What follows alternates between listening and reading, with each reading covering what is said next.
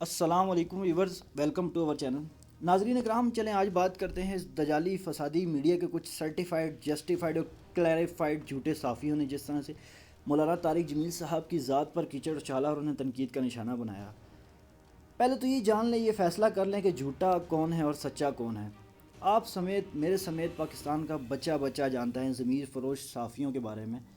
تو اگر بات کی جائے مولانا طارق جمیل صاحب کی، تو وہ دنیا کے ان چند علماء کرام سے ہیں جن کی بات دل میں اترتی ہے اور اثر کرتی ہے، اور تمام مکاتب فکر کے لوگ مولانا طارق جمیل صاحب کو سنتے ہیں اور ان کی باتوں پر عمل کرتے ہیں، اور ہمارے ملک پاکستان میں سب علماء کرام سے بڑھ کر ان کے فالوورز ہیں۔ لیکن ان جھوٹے اور مکار صحافیوں کی باتوں سے کیا ہوتا ہے؟ اللہ جسے عزت دینا چاہے تو اسے عزت دیتا ہے، اور جسے ذلت دینا چاہے تو ان صحافیوں جیسے اسے بے عزت کر دیتا ہے۔ تو چلیے بات کرتے ہیں کہ مولانا طارق جمیل صاحب کی کون سی ایسی باتیں تھیں جو اس دجالی فسادی میڈیا کے صحافیوں کو ناگوار گزری۔ مولانا طارق جمیل صاحب نے کہا کہ نبی پاک صلی اللہ علیہ وسلم کے ارشاد انہوں نے سنایا کہ میری امت میں ہر قسم کے گناہ ہو سکتے ہیں، میرا امتی ہر قسم کا گناہ کر سکتا ہے، لیکن وہ دو چیزیں نہیں کر سکتا، ایک وہ جھوٹ نہیں بول سکتا، ایک وہ دھوکہ نہیں دے سکتا۔ تو کیا آپ اور میں نہیں جانتے کہ ہر طرف ہمارے سمیت اگر ہم اپنے گریبان میں جھانکیں تو کیا ہم جھوٹ نہیں بولتے؟ کیا ہم دھوکہ نہیں دیتے؟ کیا ہم منافع بخشی نہیں کرتے؟ ہر جگہ یہ پاکستان میں چھائی ہوئی ہے، اس کے بغیر تو کوئی چورن بکتا ہی نہیں ہے پاکستان میں۔ تو کیا انہوں نے غلط بات کی تھی؟ انہوں نے بالکل صحیح بات کی تھی، اور جب انہوں نے یہ بات کی تھی تو آپ نے یہ جو صحافی بیٹھے تھے ان کی شکلیں دیکھی تھی کیسی بن گئی تھی؟ وہ سوچ پچار میں پڑ گئے تھے۔ کیا ان کو ضمیر نے جھنجھوڑ دیا تھا کہ سوچو ذرا کہ تم ایسا کیوں کرتے ہو؟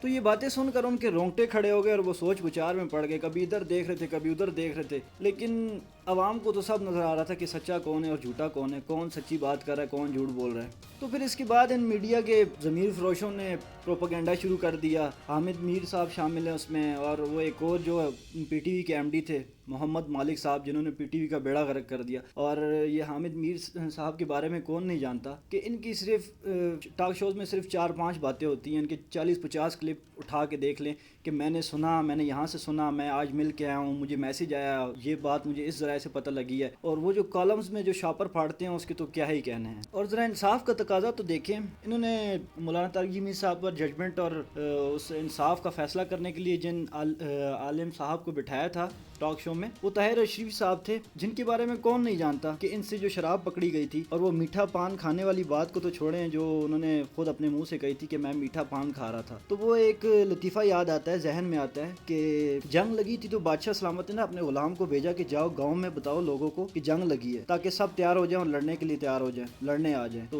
وہ غلام نا غلطی سے ناچ گانے والوں کے گاؤں میں چلا گیا، ٹھیک ہے؟ تو ناچ گانے والوں کے سردار سے جب اس نے بات کی نا کہ بادشاہ سلامت کہہ رہے ہیں کہ جنگ لگی تو آپ نے تیار ہو کر لڑنا ہے، تو وہ ان کے جو سردار تھے وہ کہکا لگا کر اس نے دھتکار دیا اسے غلام کو کہ اگر ہمارے ذریعے سے آپ نے جنگ لڑنی ہے نا تو دشمن سے صلح کر۔ تو اسی طرح ہی یہ مثال ان میڈیا والوں پہ صحیح جچتی ہے۔ اور اب بات کرتے ہیں مولانا طارق جمیل صاحب نے معافی کیوں مانگی۔ تو یہ تو سب کو معلوم ہے کہ مولانا طارق جمیل صاحب اعلیٰ ظرف انسان ہیں، وہ فساد چاہتے ہی نہیں ہیں بالکل، نہ اپنی ذات کو آلودہ کرنا چاہتے ہیں، نہ کسی سے لڑائی چاہتے ہیں، نہ کسی پہ وہ جملہ بازی کرتے ہیں، وہ سب مکاتب فکر کے لیے ایک ہی بات کرتے ہیں اور اسلام کی بات کرتے ہیں۔ تو انہیں ان ضمیر فروشوں صحافیوں سے تنقید سے بچنے کے لیے معافی مانگنا پڑی، جو کہ واقعی ان کا ایک اچھا اقدام تھا۔ وہ کہتے ہیں نا کہ جب آپ کیچڑ میں پاؤں ڈالیں گے تو آپ کا اپنا آپ گندا ہوگا، اس لیے انہوں نے اس گند سے انہوں نے اپنے آپ کو بچانا چاہا، جو کہ اچھی بات تھی اور واقعی اسے سراہا بھی گیا ہے۔ تو اللہ پاک ان کو ہدایت دیں ضمیر فروشوں کو، تاکہ یہ پاکستان کے بارے میں حق سچ بیان کر سکیں اور ہمارے تک اچھی اور ایسی چیزیں پہنچا سکیں جنہیں ہمیں فائدہ ہو، نہ کہ یہ ہمیں گمراہ کر سکیں، غلط چیزیں بٹھا کے افراتفری پھیلاتے ہیں تو یہ چیز پاکستان تو برداشت نہیں کر سکتا۔ ہماری ویڈیو پسند آنے کی صورت میں ہمارے چینل کو سبسکرائب کریں، ساتھ بیل آئیکن کے بٹن کو لازمی پریس کریں تاکہ ہمارے آنے والی ویڈیو سے آپ اپ ٹو ڈیٹ رہ سکیں۔